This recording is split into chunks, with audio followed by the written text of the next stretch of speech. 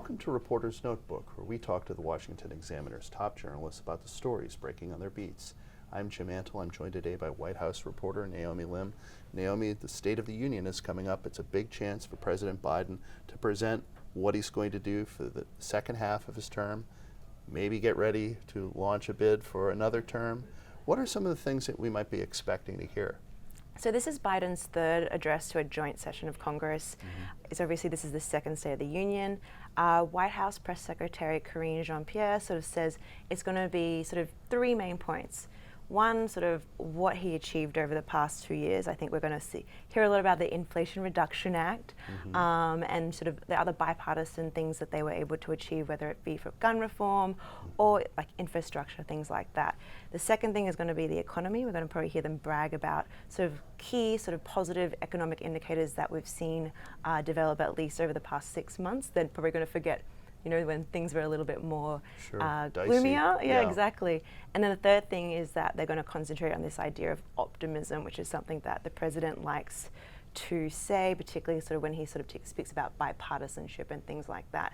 And you're right, it's sort of going to be this setting of the scene as we see the next 2 years of his administration, when he has this House Republicans controlling that chamber, something that he hasn't had to contend with before. Right. And then potentially sort of seeing as like an informal soft launch of a 2024 re-election campaign. So yeah, let's talk about that, the fact that we seem to be getting close to a 2024 re-election campaign. 80-year-old Joe Biden, been running for president since 1987, is president, wants another crack at it. What do you see as sort of the dynamics there? As you know, Democrats are sort of waiting on him to make a formal announcement, but I think people seem to pretty much accept that that's what's going to be the announcement. I think the midterms gave him the positive results, or the surprise overperformance of expectations that Democrats had in the midterms has sort of died down or quelled all of those concerns that we saw, at least young progressive Democrats have. Having said that, there are still concerns. I mean, talking to even my Democratic friends, they sort of sigh when they think about another 6 years of President Joe Biden, not because they don't like him or appreciate him, but also he is seen as like a little bit, not out of touch, but sort of the gaffes, I think, is something that kind of gives them a little bit of cringe factor. And so I'm sort of doing a little bit reporting right now about, whether there'll be an enthusiasm gap if when Biden runs in 2024. And I think sort of talking from pollsters, talking to strategists, it depends who his opponent is. Right. If it's a sort of another older white man in like the form of former President Donald Trump, I think that Democrats are pretty confident. If it's a younger, zingier sort of Ron DeSantis from Florida, the governor there might be a little bit of concerns. The other name that has been sort of coming up is Kristi Noem from what, I can't remember, South Dakota, North Dakota, one of the Dakotas, the Republican from there. And that because of the gender dynamic and of the youth aspect, it's something that they sort of see as potentially a threat if he were going to run. I mean, that's why we do these videos with an older white man and a younger, zingier option. I'm here for the diversity, yes. Exactly. Thank you. We appreciate that. So we don't know who President Biden's Republican opponent would be in the election, but we do know who a sort of opponent, maybe a frenemy of sorts.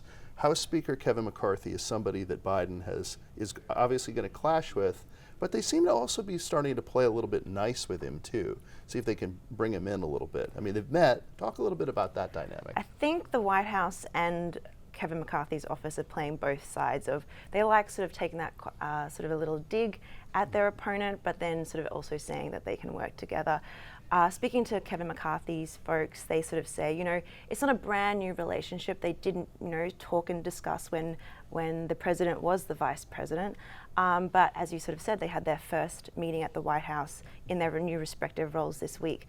Both men have used the word good to describe their relations. So I think it'll be interesting how that sort of goes forward. From the podium, the press secretary has sort of made she sort of said like they can sympathize with what Kevin McCarthy is going through as he kind of wrangles his very sort of caucus with wide-ranging opinions, as well as sort of taking digs about how in 2011 Republicans were, in her words, reckless in terms of their negotiations over the debt ceiling. While they came out of that meeting sort of optimistic, to borrow a word that's been becoming more popular with the White House. But while they projected optimism, there wasn't really much maneuvering in terms of the sides that they espoused before they went into the meeting. Kevin McCarthy wants a clean debt ceiling bill, he wants a clean debt ceiling. No, the president wants a clean debt ceiling bill. Clean debt ceiling Exactly. increase. He just wants the debt ceiling increased. Exactly. And Republicans are looking to have some spending cuts as a part of that agreement. Exactly, and the White House wants it decoupled. So I think that we're still going to see. I mean, Kevin McCarthy came out of the meeting saying that they think that they can see common ground and that it will probably be resolved before June, which is when the Treasury Department sort of thinks that we'll actually default on the debts that we've accrued. Right. But they, I think we'll sort of see, it'll be one of those last minute, posturings. Right, and as you mentioned, Biden was involved in the debt ceiling negotiations when he was vice president. Something did get done. Republicans did get some spending cuts in exchange for it, but there was also a downgrade of the credit rating. Exactly. So you can have the right result in the end, but if you sort of leave it too late, there are still sort of repercussions, a little murmurs in the economy. I'll remember that next time you're on Deadline. Thank you, Naomi. You can read Naomi and the rest of our political team's coverage at washingtonexaminer.com.